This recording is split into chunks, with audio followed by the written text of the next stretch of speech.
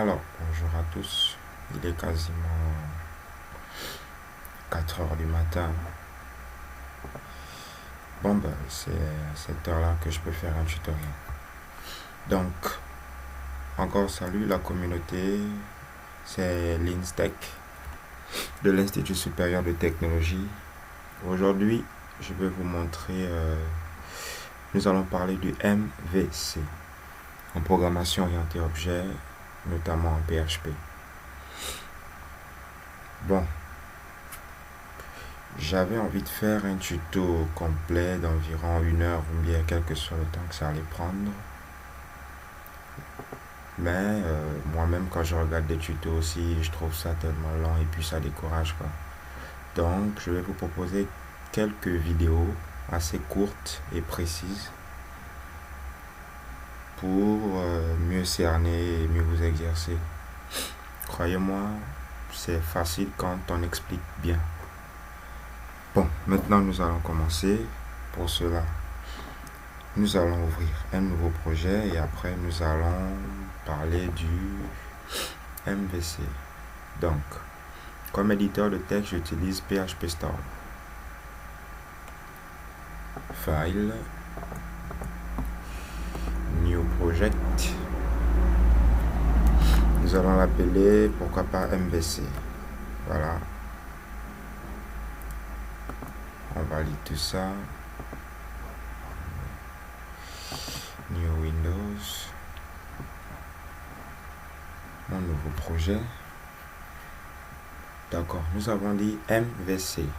C'est quoi le MVC? Le MVC c'est un modèle de structure de code. Nous devons avoir 3 dossiers, dont le modèle, la vue et le contrôleur. Je vous invite premièrement à créer les dossiers et je vais vous en dire plus. Donc, New Directory, nous allons créer le dossier, pourquoi pas d'abord modèle.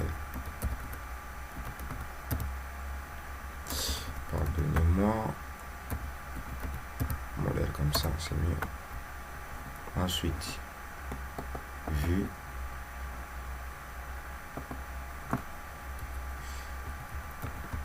Vue avec S, pourquoi pas. Et le dernier, contrôleur.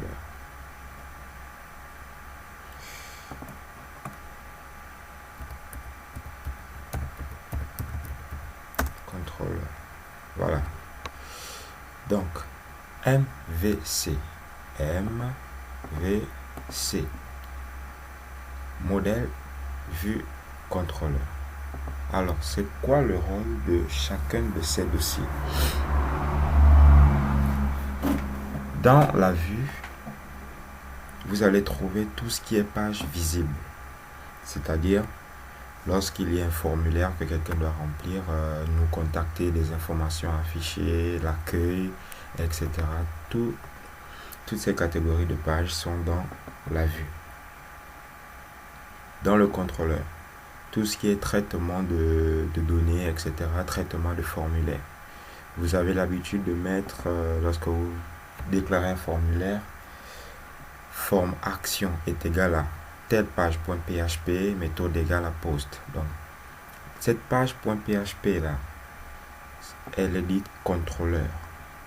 Là, vous allez traiter votre formulaire. Donc, tout ce qui est traitement de formulaire, etc., vous mettez dans contrôleur. Ensuite, nous avons le modèle. Dans le modèle, généralement, c'est pour 2 fichiers, sinon plusieurs, selon la complexité de votre code et ce que vous voulez faire. Dans le modèle, généralement, on a la page de connexion à la base de données qui sera utilisée dans tout le programme. C'est ça la force de MVC. Nous avons aussi un fichier où vous pouvez mettre toutes vos méthodes, donc vos fonctions. Et vous pouvez les appeler tout au long du programme, n'importe où. Voilà ce que je disais, la force du MVC. Ça veut dire que, pardonnez-moi, Internet est dans le travail en arrière-plan. Ça veut dire que vous pouvez avoir des trucs comme, plusieurs classes. la classe homme, la classe animal, la classe, donc toutes les classes que vous allez créer seront ici et pourront être appelées tout au long de votre code. Donc, j'espère avoir été assez clair. Vous maîtrisez, vous savez maintenant de quoi on parle lorsqu'on dit MVC. Donc, nous allons créer premièrement une page index, new, PHP fan, une page qu'on va appeler index. Bon, ben, je suppose que si vous voulez comprendre le MVC, c'est que vous avez assez de base en programmation. Mais comme il faut penser à tout le monde, on va quand même dire des trucs essentiels, quoi. Supposons que ce fichier-là ne s'appelait pas MVC. On va le changer de nom, pourquoi pas. Refactor, rename. Puisque nous avons beaucoup de tutos à faire, pourquoi pas. On peut l'appeler Toto, pourquoi pas, Toto, PHP. Voilà, il s'appelle Toto. Si on va ouvrir Google Chrome, si on doit aller visualiser notre projet, il va carrément nous afficher la structure des dossiers. Et ça, c'est pas ce qu'on veut. Qu'est-ce qui se passe? Voilà, je suis connecté à Internet. J'ai un téléchargement sur Peramini.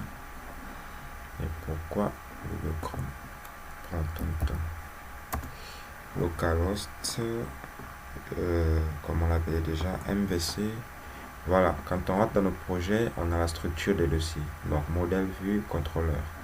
Et notre page toto.php. On peut entrer dans Toto, il n'y aura rien parce qu'on n'a rien mis. Mais ce que nous on veut, c'est que lorsqu'on clique directement sur MVC, il nous amène sur notre projet. Donc, d'où l'importance de mettre toujours la page index. Or, je sais, les anciens vont forcément dire, mais qu'est-ce qu'ils racontent? Moi, je suis là pour les débutants. Et tout ceux-là qui veulent comprendre aussi le MVC, quoi. Mais il faut que je pense à tout le monde. Donc, on va renommer cette page en index.php. Index.php, voilà. Donc, on peut écrire... pourquoi pas, je vais d'abord fermer cette balise. Pardonnez-moi, j'ai un clavier adapté. Donc, il faut que je change souvent de langue parfois. Espace, on va revenir. Ici, il me faut mon point d'interrogation fermé. Voilà. Je vais déclarer. Bon, pourquoi pas déclarer? On va faire un petit écho pour mieux comprendre ce que je disais. Écho, voilà. Qu'est-ce qu'on peut raconter? Écho, bonjour. On n'oublie pas notre point virgule.